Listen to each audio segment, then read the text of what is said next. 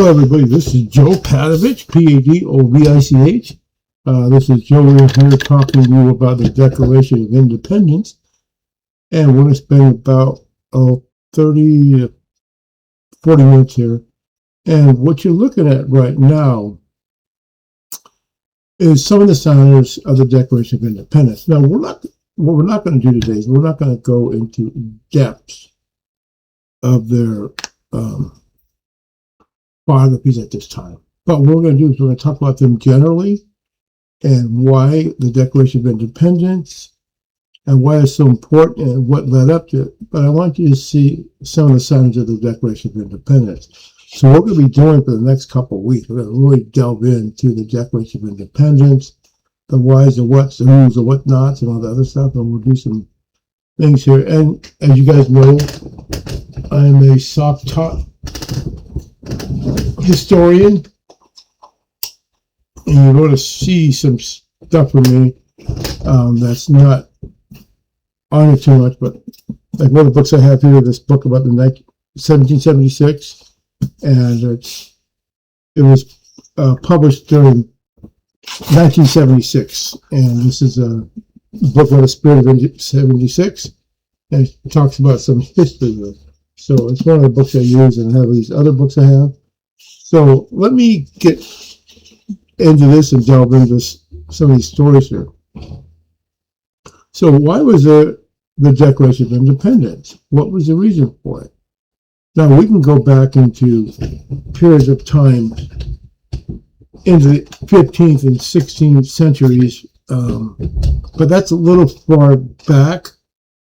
But you got to realize about in the 16th century, Jamestown, all that stuff, when Americans came over from England, colonists at the time, British subjects, came over to England. They came over because of religious persecution, wanted a new life, and a lot of other questions that they wanted to have, a lot of questions that they wanted to try to live on their own. And let's do a few minutes history about the why in 1600s. Now, some people, historians are going to say, which are correct, about religious persecution. And remember Brigham Young in Utah, the Calvinists and other religions, and they left England not because of religious persecution particularly, but because they wanted to have more freedom to practice their religion that they wanted, and they wanted to start a new life in America. Now, one of the questions is that I debate with myself is why? Why America? Why not someplace else? You know, like New Zealand, Australia. I know people went there, but why is it America? You know, why is America growing? And that's a debate for another history class, another study of history, because those conversations do more about anthropology, sociology, and colonization, growing the world, and moving throughout the world, and being more of explorers, because we're explorers. So in the 16th century, people left England and other places, came to America, like we talked about, religion, religious persecution, want to start a new life, but didn't know what they're getting into. When they came over to Mayflower, don't forget the Mayflower Compact, they came over, they didn't know what to expect, because we got nothing there. So one of the important things to realize is that it's not what they were leaving, it's what they're coming into, It's what they're, I hope the light doesn't bother you guys. So if it is, let me know in the comments. So the important thing about this is it because of religious persecution? Is it because they want their life, both of it? Or is it just want to expand the king's colonies? The king's, because the 1600s,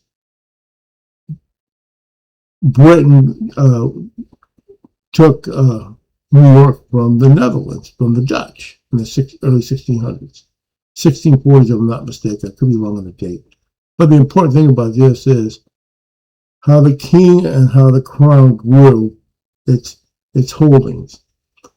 Now, as a single subject person taking that chance, think about the Conestoga wagon going across the United States of America into a better life in California, looking for the gold, looking for the mighty dollar, whatever it was.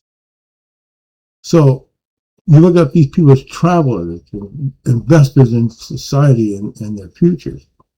But one of the things I have here in this book, what it talks about, I want to talk to you guys a few things here.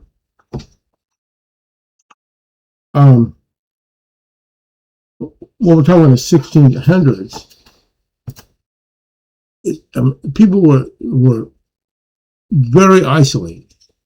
There was vastly wilderness, Indians, unknown difficulties, and what happened was people had such difficult times that many didn't make it in the first winter. So why is it that they came over here and did all this, and what future 100 plus years later, 150 years later or more, that we have the Declaration of Independence, that we went from this to this. And what happened was, everybody remembers Rush Limbaugh, who passed away about 5, 6, 7, whatever years ago. He had a really excellent story, the true meaning of Thanksgiving. And you could tell that thing about people being self-reliant, working for each other, helping each other up, but also people that didn't want to work. They just wanted to reap the benefits. So it wasn't about splitting the crops or splitting everything between everybody, because those who didn't contribute to the work were benefiting from the rewards. So the important thing about this was America saw at that time, during those Thanksgivings, the first peoples in America created a system of one and all, but many of the ones didn't want to do the labor, didn't want to work. They just want to reap the benefit. So that began the Republican type of government, conservatism, not as a political conservative, but that's part of it. But consumerism, capitalism, things like this, because you can help the people that need help, which is great. But the ones that are willing should be able. But if you're able and not willing, that's a problem. And if you're willing and able, that's great. If you're able and not willing, that's a problem. But if you're willing and unable, that's when we help you. So that began the early America. That began the early histories of America, where we look at peoples like, what did you do? How did you survive? Maybe some guys didn't have the ability, didn't have the knowledge, but you can help. You can do something. Hey, I'm not a very good farmer, man, but I'm a great carpenter. Hey, I'm not a very good cultivationalist or whatever, or I don't know how to plant seed. I don't know how to do this. I don't know how to cultivate, like I just said, or something else, or do this, but I can do that. I can plant. I can do what you tell me to do. So everybody has a task. Even the ones that don't have the ability to do a task, their task is what? Preparation, planning, organizing. If you can't do physical labor, but you know what you can do, is you can ledger out the work. You can ledger out how many seeds are planted, when were they planted, who owns it, whose tract of seeds goes per year. So these people worked. Okay. Now this is in the early 1600s. Okay. Now throughout the centuries and throughout the period of time, people grew and grew. America developed and developed and developed into its own place, into its own country. Like we know about Samuel Adams. We know about Patrick Henry. We know about William Penn. All these, each one of these people have a meaning in life, which brings America to its, brings the American colonists into a nation. But here's the important thing. We're looking at a system of society that no matter what you did, you're under the crown, under the king. Okay, so we're talking about in the early 1700s, about 16th century. I'm sorry, working with each other to build what gardens, housing, whatever you need to do, irrigation, whatever you need to do to sustain yourself and sustain life, and to have some kind of education for kids in the 1600s. Now, we move a little further up. What's happening? And this happened in the 16th century. At this time, we're having the king send overseers to send those in charge of the colonists, okay? Territory governors. We're not talking about territorial governors of the United States before a state was a territory. They would have territory governors, and Andrew Jackson was a territorial governor at one time before presidency. But the thing about this is, what they're doing is, you left England for your life, but the thing about it, you're still a British subject. Okay, you're still a British subject. So you go from here to here, and what are you? Still a British subject, still under the king's rule. So in the mid-16th centuries, you're going to have a lot of people having a lot of issues about controlling their lives through the king in another country. Now, one of the important things about is the king and the crown held a lot of territory in the world at the time. Okay, I don't know. I'm a self-taught historian. I make a lot of mistakes. I admit that, but let's talk about this for a minute. So if I'm not mistaken, they had New Zealand, Australia, I think Canada, if I'm not mistaken, other states in the union, but not as we see it today. Europe, they had some Europe, parts of Europe, India, if I'm not mistaken, and some other territories in the oceans for navigation. So if I'm wrong, this please correct me. If you look at it in historical sense, the king, the crown, was a business. Okay? What I mean was, they ran and controlled the East India Company. That vast work dealt with the crown and the East India Company, bringing in molasses, bringing out bringing out cotton, bringing out tobacco, other materials, and silks. But here's the thing is, this started in the early 16th century, okay, that slaves were brought into the American colonies. And the American colonists, if you look at the book here I have, in the early 16th and 17th century, asking the king, please don't send any more slaves. There's more slaves in here. And you look at the 1810 census, there's more slaves in the United States than there are people in some states like Alabama and all these other states. So the country in the United States was growing at a slow pace. But the slaves and the slave labor at that period of time grew immensely. Okay, now if you look at this in the early, if you go into the 1800s, like 1810, 1820, 1830, if you look at the North has a vast more technological and mechanical world than the South. So the North was developing slower than the South. The South was thriving. Okay? Now,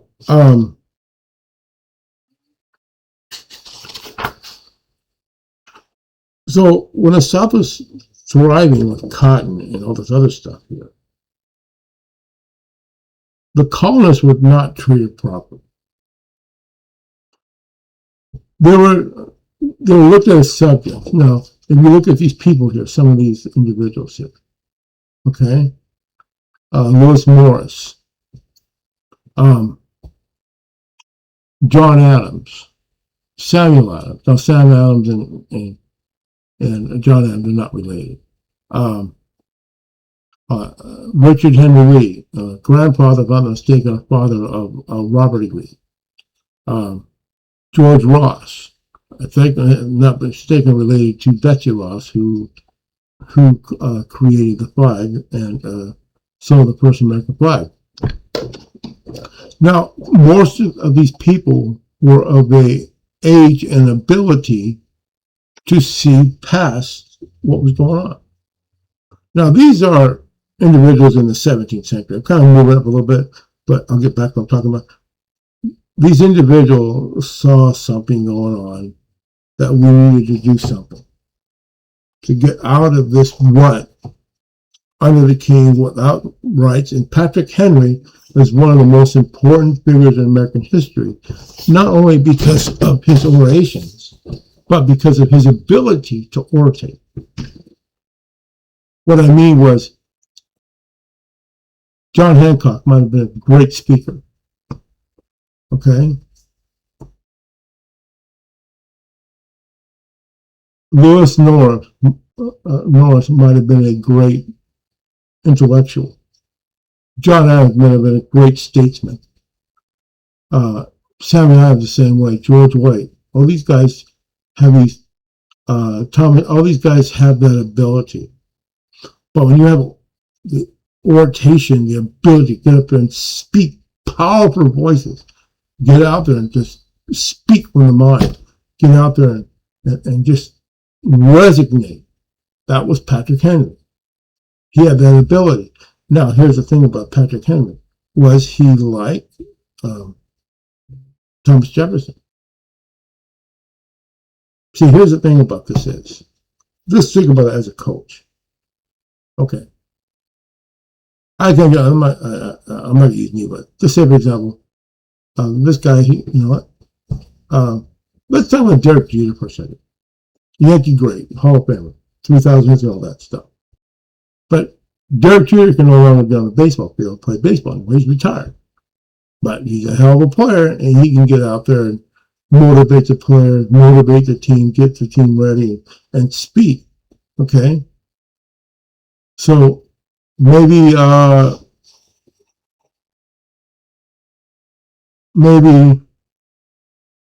Derek Jeter would be William Lloyd.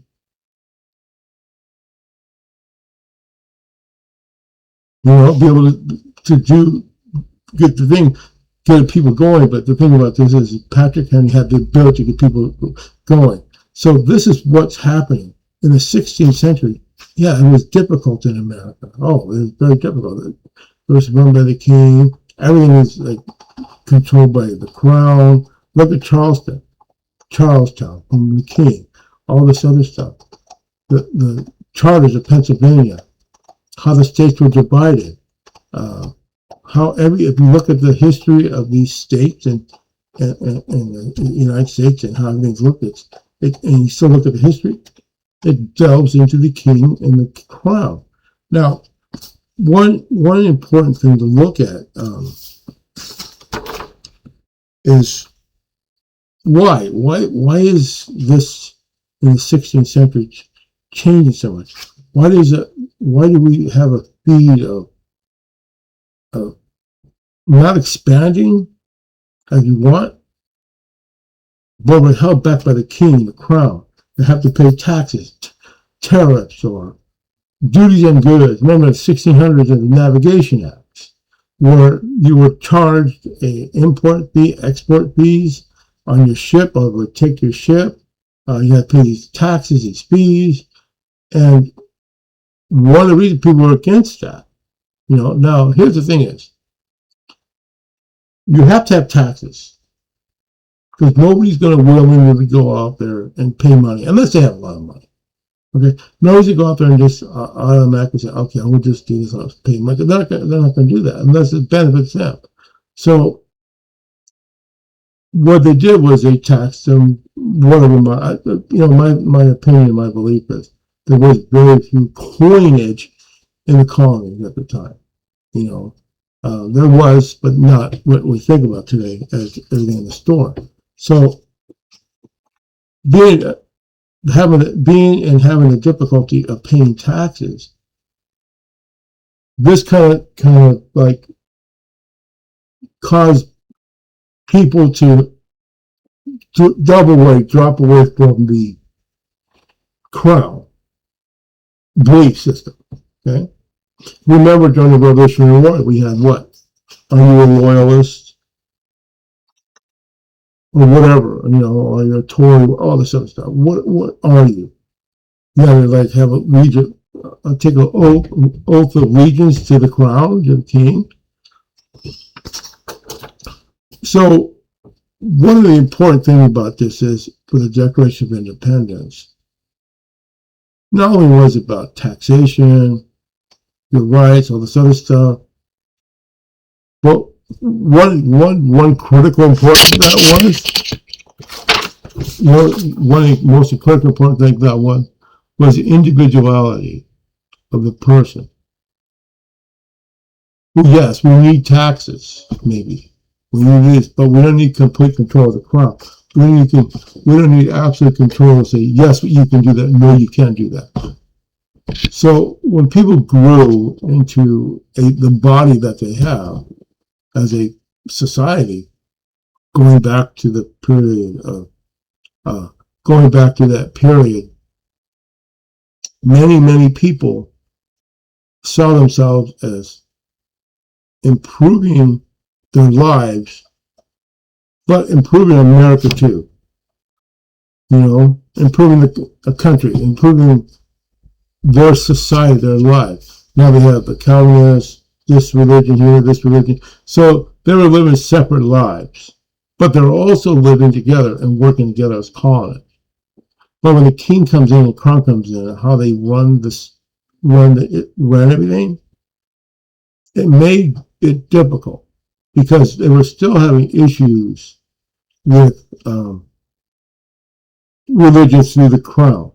And one of the important things about it, now I'm not really big on have a lot of knowledgeability to talk about a lot of things, but I know that church was mandatory on Sundays, or you had a rest. There was the colonists.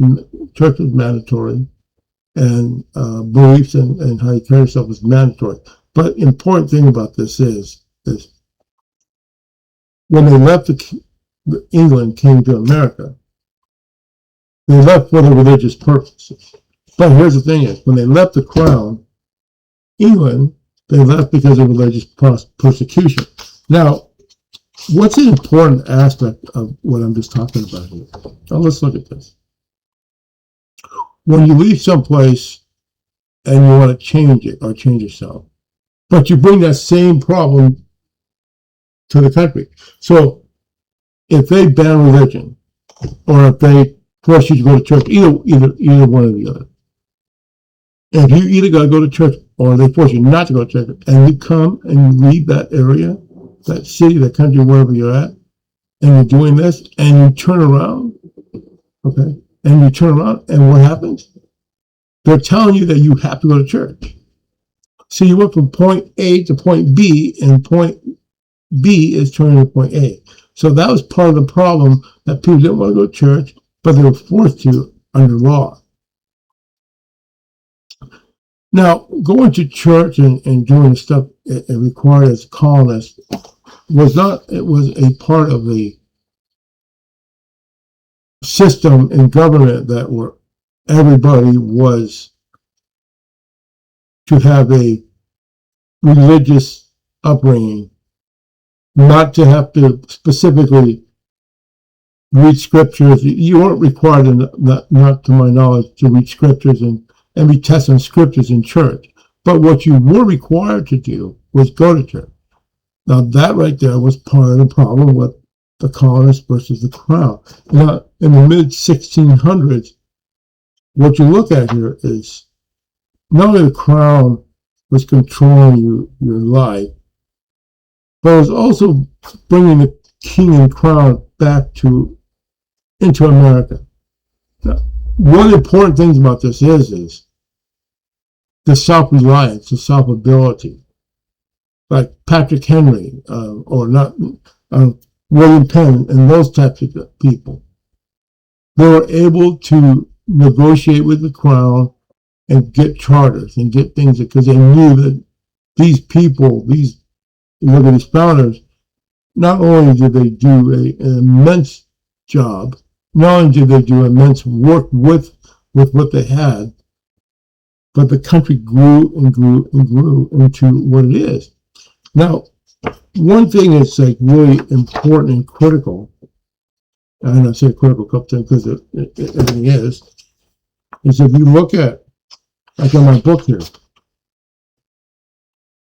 you look like what's going to come as the Declaration of Independence. Like, we're in the 16th century. We're talking about, it's hard for me to talk about the 16th century if I want to talk about the Declaration.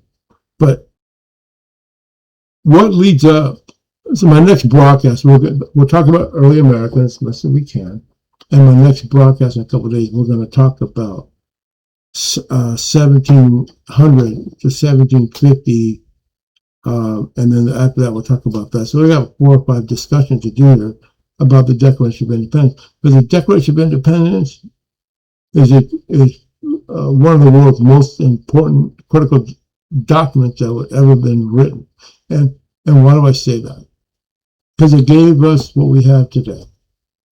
I know we had to fight the Revolutionary War and all that, but it gave us what we have today. Now, let's continue the 16th century.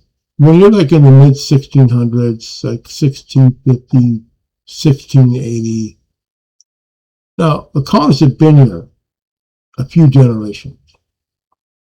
They're established in America now, okay? Schools over there, they have provisional courts, they have merchants, they have all this other stuff here to run the country and run their colonies. But here's what they don't have. They don't have rights.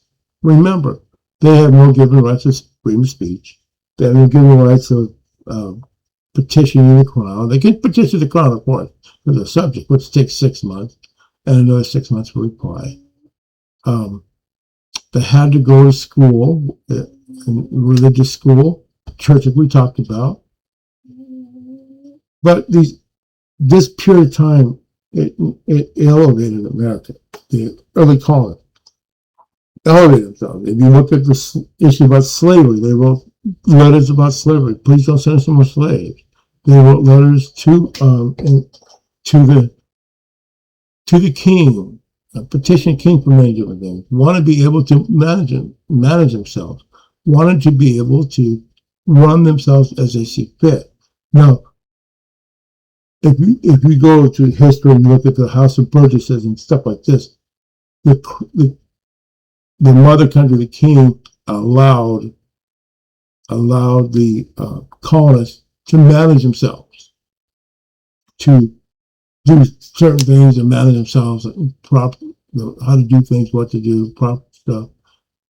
But it always had to be under the watchful eye of the king or the royal governor or the provisional governor or whatever they called it back then. The thing about this is every single person in America was under the crown. Okay? And now you had Spanish, Mexican territory, Aztecs. We're not talking about that. We're talking about British holdings.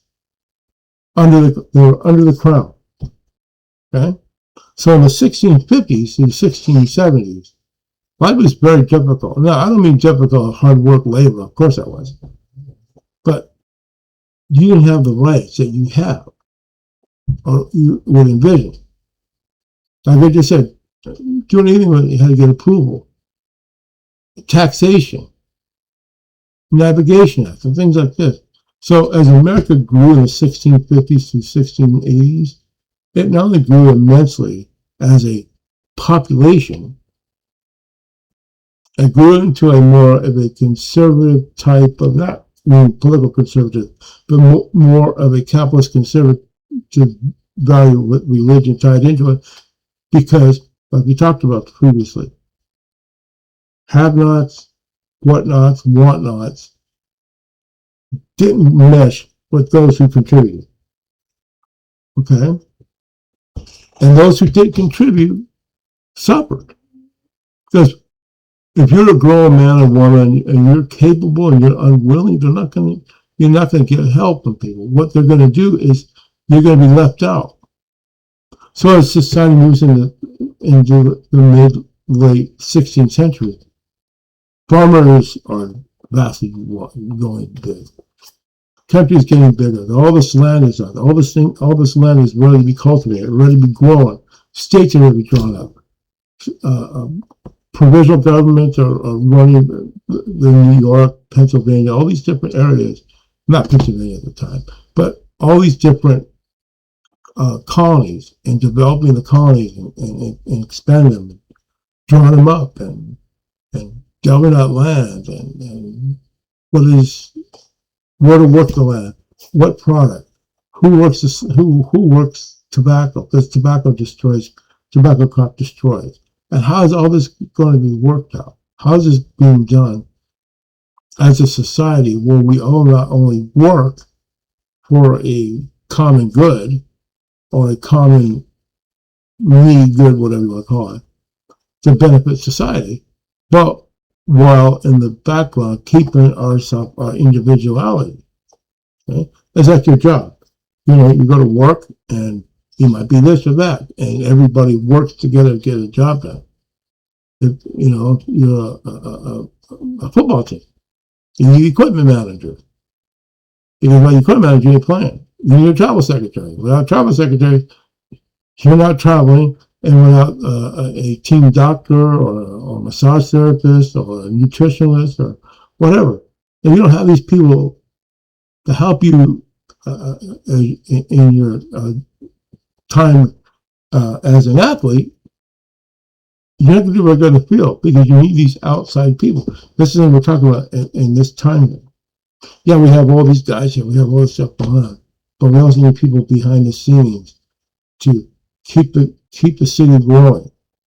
Yeah. We're working on getting rid of the king. We're working on, we don't like this, but in the meantime, let's get our country going. Let's get America going. Let's split ourselves from the king. We don't need a king. We're self-reliant, so let's show them we're self-reliant. Now we know that we're British subjects at this period, but let's act like we're Americans, but we're still British subjects, and we know that. That's what we're talking about in sports, because without these, we can't play the game. So I'm going to talk to you guys. So what we're talking about here right now is about 1750 to 1780, how life was, who was in charge, and provisional government. Now, what we can do is, figuring about me as a self-taught historian, I can get a name and talk to you about John Hancock and John Adams, Samuel Adams, Samuel here, Lee and all these other guys, and but the thing about I'm more of a conversationalist historian versus a biographical historian. I don't want to really bore too much with a individual's history or what that is, but what I'll do next time I come in, we'll be talking about from 1780 to 1680 to 1720. And what we do is we're going to delve into Franklin being born, Washington being born, the founding fathers in the early 1700s. All these guys were born then, in early from 1700 to 1720. You got Adams, you got all these guys that were born, and that would have something significantly to do within the Revolutionary War period and that stuff. So when we get back, we'll do some biographical stuff, and we'll talk more about history. But when I'm talking history, I'm talking about is self-taught, read a lot, learned a lot. But the important thing about this is when you look at history, you have to look at it in a sense of how that matter. What did they do? What was done to make that happen? Why did it happen? what happened in the 16th century and early 1600s that built America from 1600s to 1776. What in that period of time changed? Because remember, when 1776 came along, most people lived in America, but they were British subjects. They consider themselves British subjects. And that's one of the things we're going to delve on and talk on next week, next couple of days. I appreciate it. Have a good day and good night where you may be. This is Joe signing off, and I do appreciate you guys coming to my conversation, and thank you so much. And remember, history always is alive, and all you got to do is just study and just learn some history. And I love talking to you guys. I appreciate your conversation with me. Thank you so much, and have a great day. Thank you. Bye.